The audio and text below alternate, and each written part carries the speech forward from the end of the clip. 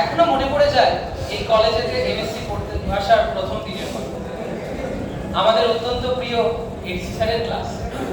Sir ক্লাসে প্রবেশ করে সকলকে নানান প্রশ্ন ছুড়ে দিয়ে খুঁটিয়ে দেখে নিচ্ছিলেন আমরা কে কতটা ফিজিক্স শিখে এসেছি বিএসসি তে।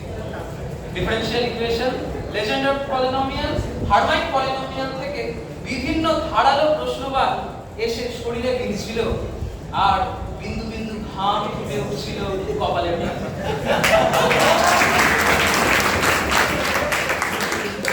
আসলে কোভিডের সময় বাড়িতে বসে বসে যে আমরা কতটা পড়াশোনা করেছি সেটা শুধু আমরাই জানি।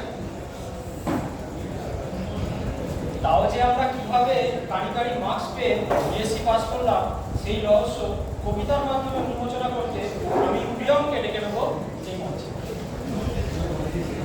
অলরেডি মঞ্চে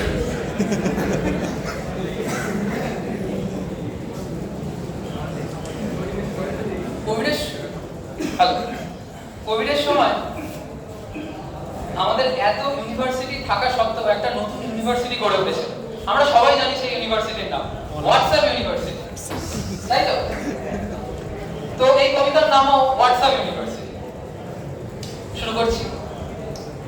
হোয়াটসঅ্যাপে টুংটাং ঘন্টা আর পড়ে না, পরীক্ষা পাই ঠিকই তবু কেউ পড়ে না। ঢুলু ঢুলু চোখে দেখি এসে গেছে প্রশ্ন, দেখে চোখ ছানা ভরা, খিলু অতি উষ্ণ। জবাব অজানা তবু চোখে নেই বর্ষা, মনে আছে বল আর গুগলই ভরসা। অত শত না বুঝেই বই খুলে দেখিয়ে টুকি, জটিল প্রশ্ন পেলেই হোয়াটসঅ্যাপে দিই মুখে।